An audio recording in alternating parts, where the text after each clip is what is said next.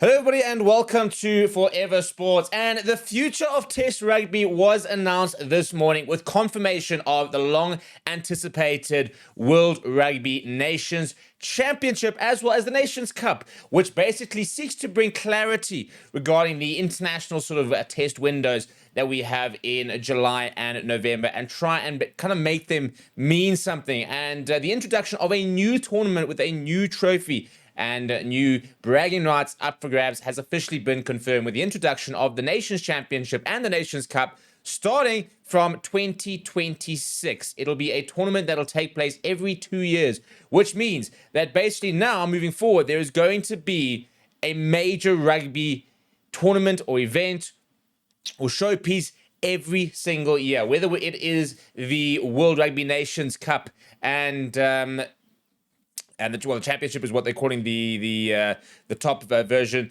as well as the then you've got, for example, the British and Irish Lions series. You've got Greatest Rivalry Tours, which actually be in the same year as the Nations Championship next year. Then we've got obviously World Cup years and British and Irish Lions years. So it's very, very stacked at the moment in terms of rugby calendar. But we have found a little bit of certainty, really, and I suppose that's kind of the big thing, isn't it? It's finding out exactly what the calendars are going to be in the next few years, what is going to be happening. And I do think that we are in a very precarious situation with regard to a global rugby calendar. This does bring a certain amount of certainty with regards to the international windows, how they're going to work, and provides a bit of jeopardy. However, I don't think it's going to necessarily fix the problems that we're having of, for example, weakened sides being sort of sent around, but it is going to be more consequences with regards to, for example, like a France, who just don't send strong teams in mid-year series. If they don't, they basically risk the chance of not winning the Nations Championship, which they might sit there and say, well, we don't actually really care, to be honest. And that's going to be a big a focus point over the next couple of years. So before we get to the fixtures, kind of exactly how it works, please do smash the like on the video. Please do subscribe to the channel as well. Right, so there's going to be two different divisions for the this World Rugby sort of Nations Cup. And basically, the Cup is the Tier 2. And it consists of the 11 of the 12 teams that have already qualified for the next World Cup. And the final team will be decided, I think it's actually this weekend, when they have the final qualifier for the World Cup. Then there are crossover fixtures with the Nations Championship teams to take place in 2027 in the run-up of the World Cup in 2029 during a British and Irish Lions series. So then, for example, we will see, a Springboks versus a Fiji or a Chile and the likes of that. And but yeah, the big thing is that this obviously provides a big build up for your tier 2 nations, but more the point, I think, for the tier 1 nations, gives them something to play for. So for next year, the Nations Championship will feature all 6 nations rugby teams. So the France, Italy, and the British teams, Ireland, and as well as England, Scotland, Wales. So then you've got those are the 6 teams, and then you've got the Rugby Championship teams in Argentina, Australia, New Zealand, and South Africa, and there have been 2 invitational teams with Japan and Fiji. The whole point of this thing is it's very cross-hemisphere. It's literally north versus south. Japan being put in the Southern Hemisphere, it's a bit funny given the fact that they are officially north of the equator. However, they've always kind of been packaged more towards the Southern Hemisphere things with regards to talks about them coming into the Rugby Championship, having teams in Super Rugby and the likes of that. So it's always kind of been, more, they've always been more sort of sands are aligned. And as a result, they've kind of been put into the Southern Hemisphere pool. And basically, so mirroring the top division, the World Cup Rugby Nations Cup will be played across July and November in 2026 and 2028. In 2027 and 2029, a fixture program will operate both divisions and between both divisions are effective union. So, for example, then you'll see more crossover fixtures given the fact it's a British and Irish Lions year. In terms of what it means for the box, well, it means that we've got quite an interesting load of fixtures. And let's have a look at it. So, basically now, there are going to be fixtures where you basically play pretty much every single Northern Hemisphere side in this year. 3 home, 3 away. And that means that every year during this Nations Championship, we will play all 6 of the teams, which is quite exciting because, for example, this year, we're not playing England or Scotland. And there's big talk about the fact that England are now one of the top teams in the world and they wanted to test themselves against the Boks. Well, we're not going to get that this year. However, we will get that next year. And we will also play Ireland next year, as well as France. And I think home ground advantage is going to make the big difference. And the big thing as well is that this is not the top two teams play in the final. It's the top northern team versus the top south team.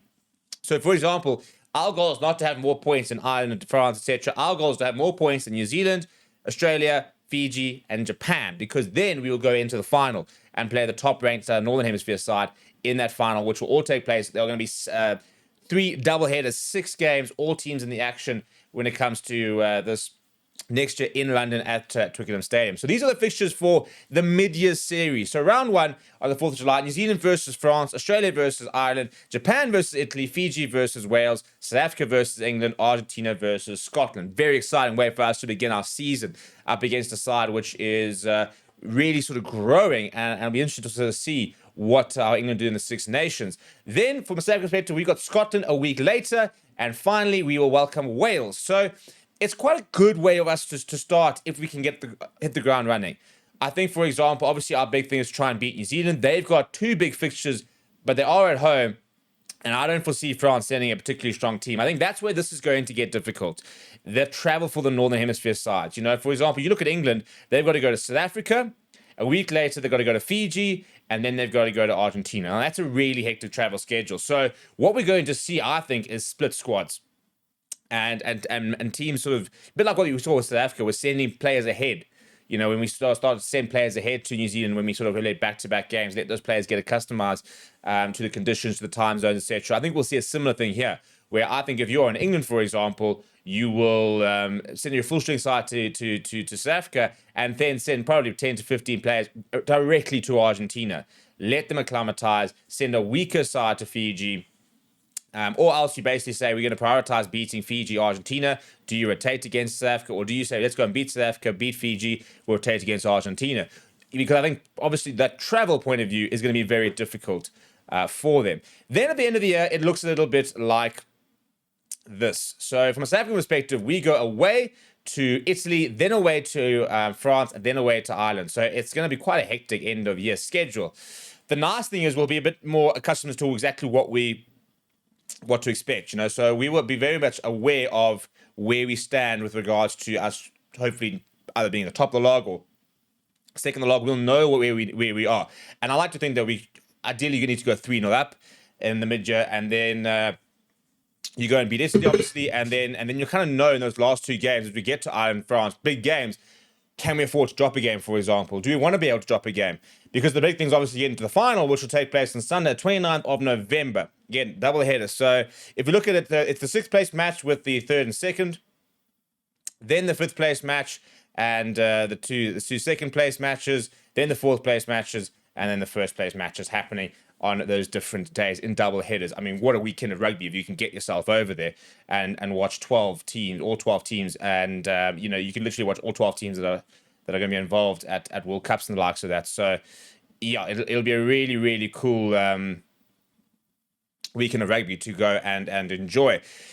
It's going to be interesting. I think that it's a good thing in regards to us understanding exactly how the calendar works. I think it adds a bit more jeopardy, which is quite nice. I think the logistics are going to be quite complicated, and I think we'll only sort of see next year how the squads manage their players, exactly how this is going to work. I do think it favors the Southern Hemisphere sides because obviously the traveling is less hectic. You're kind of going to north, where you're going to basically across one time zone. It's an hour difference if you're going to France or Ireland or the likes of that, maybe 2-3 hours depending on when you are in the year. But it's not a massive difference versus going South Africa, Fiji, Argentina. So it does, I think, favor the Southern Hemisphere sides from a scheduling point of view. However, it's always difficult for Southern Hemisphere sides when it comes to like getting going in a July, because it's the first time they're going to play rugby, whereas the Northern Hemisphere sides have a full Six Nations worth of prep. So it's going to be interesting. And they, at one stage they're trying to move away from having these hemisphere rivalries. Now they're going fully into it. And I'm in for it, actually, to be fair. I think that we must kind of ride that a little bit. We've got the greatest rivalry tour next year anyway. So the big thing for the Boks is that there are 2 trophies up for grab next year. You got the greatest rivalry tour as well as this. So it's going to be a stacked, probably the best international season the Springboks will ever have. When you think that there's going to be 4 All Black tests, we're going to play every single one of the Six Nations sides, as well as